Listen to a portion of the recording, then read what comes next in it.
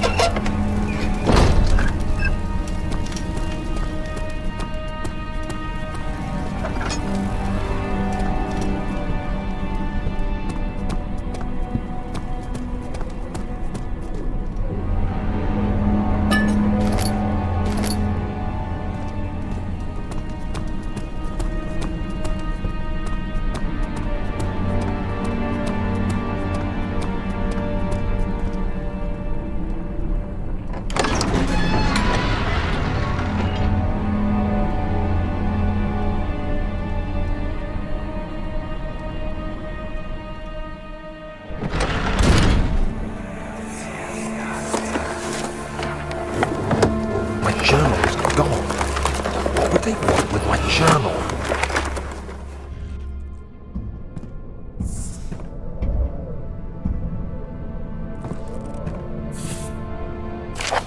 July 1839.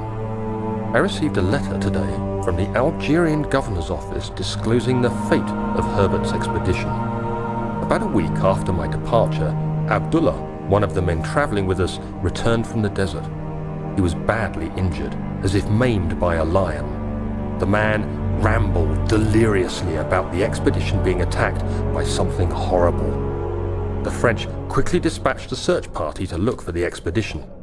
After searching for days, they found the camp abandoned without any trace of Herbert or his men. Tomorrow, I'll retrieve the things they recovered from Herbert's tent at the customs house. I don't know what to make of it, but I'm worried for him.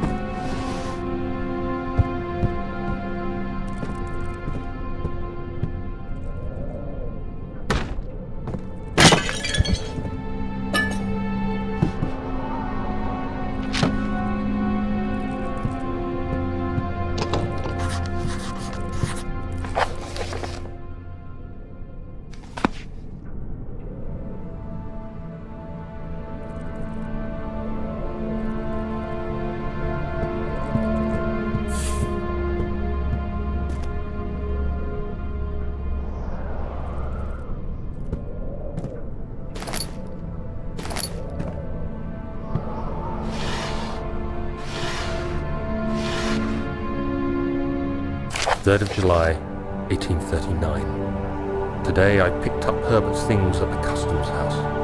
I dug through the trove of documents he had carried and found a log detailing the expedition. The nature of this text ranged from quick notes to colourful accounts of transpired events. I skimmed the pages, trying to figure out what might have happened. May 17th, the day I was trapped inside the orb chamber, Herbert dryly states, "Recovered Daniel after 1 hour of entrapment." This confused me greatly. I was suffocating within minutes.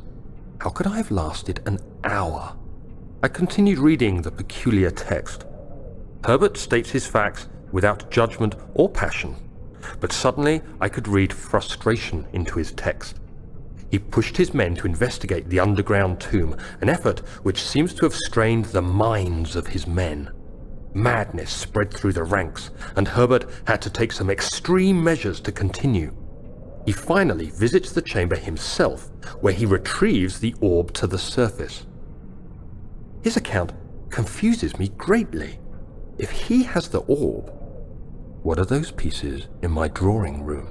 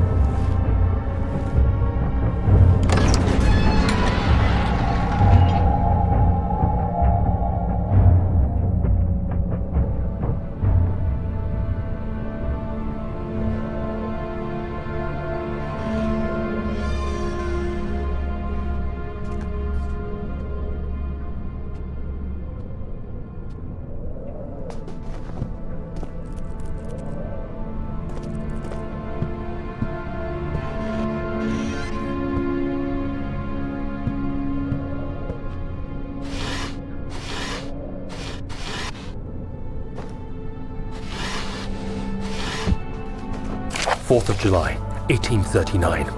It's done! The orb is assembled. I was awakened by an exhausting nightmare.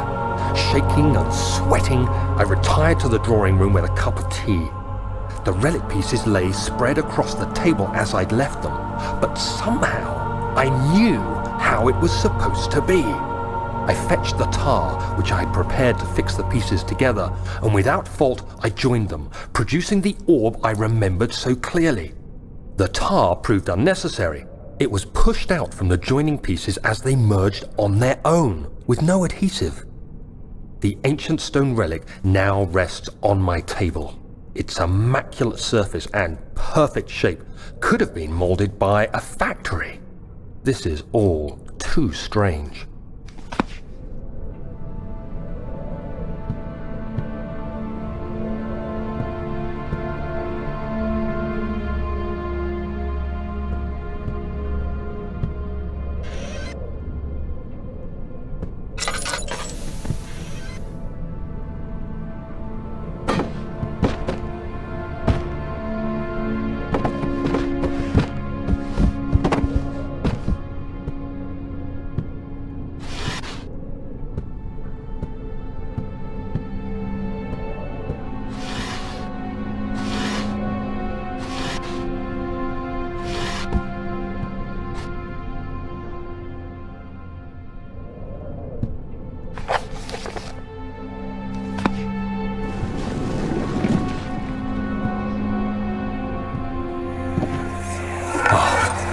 God, there it is. I guess it is a good place to hide it then.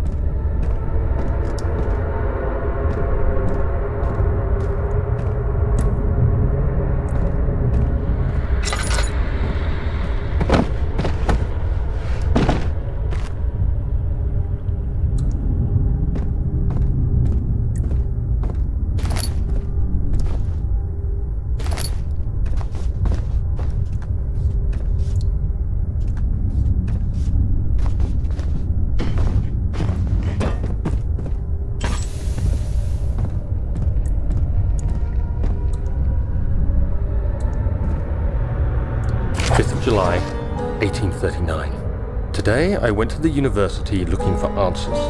I was able to sneak into Herbert's office and pick up an address book along with some relevant textbooks. Professor Taylor at the Faculty of History was very helpful, and I managed to approach the subject of the orbs. The most interesting aspect was the prevalent trace they had left in our culture. The mythic orbs may, in fact, have inspired the globus cruciger, which so many royal regalia holds to this day. In ancient times, the orbs were held by priests as a symbol of the sun and its power. As I was leaving, I overheard a disturbing conversation. Sir William Smith, the geologist, was killed last night. Less than a fortnight had passed since I'd asked for his expertise. I know it's silly, but I can't help feeling responsible somehow.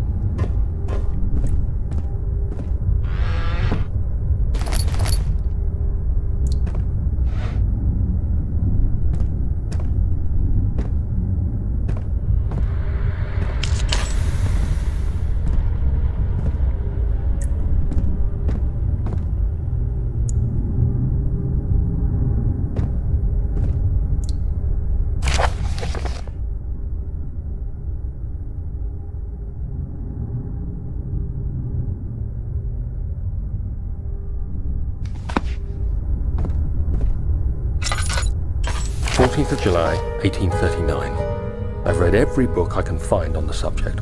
While rich in legend and hearsay, my knowledge is lack for the insight I crave. I've sent letters to many in Herbert's address book and received answers of varying importance. Today, I got one which differed greatly from the others. From a baron in Prussia. He said nothing about the quaint stories of priests in underground temples. He didn't even mention them. He simply wrote, "I know. I can protect you. Come to Brennenburg Castle. Signed, Alexander." What am I to make of this? Protect me from what? Is someone after me? I looked up Brennenburg and traced it to the Prussian woods near the Baltic Sea. While being the least informative letter I've received, it causes me greatest distress and interest. As I write, my thoughts are drawn to my nightmares in which a most disturbing sound calls to me. A sound defying description. A voice from the void. The last few weeks have been awful, with so many sleepless nights dreading a repeat of those horrid dreams. Tomorrow, I shall visit my physician, Dr. Tate, in hope that he can provide me with sedatives to help me sleep.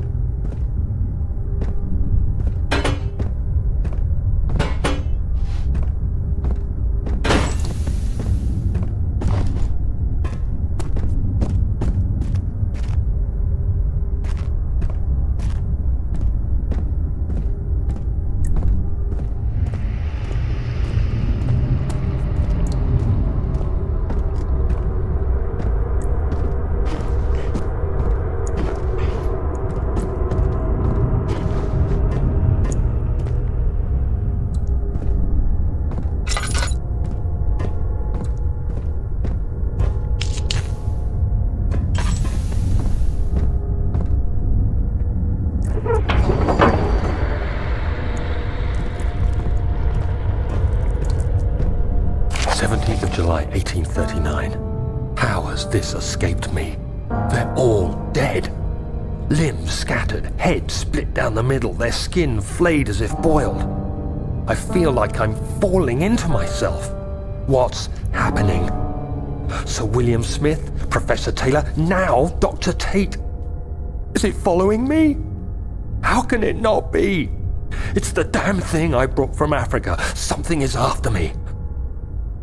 I have no choice but to trust the Baron. He better know what he claims. If he is wrong, I suspect he'll regret it as well.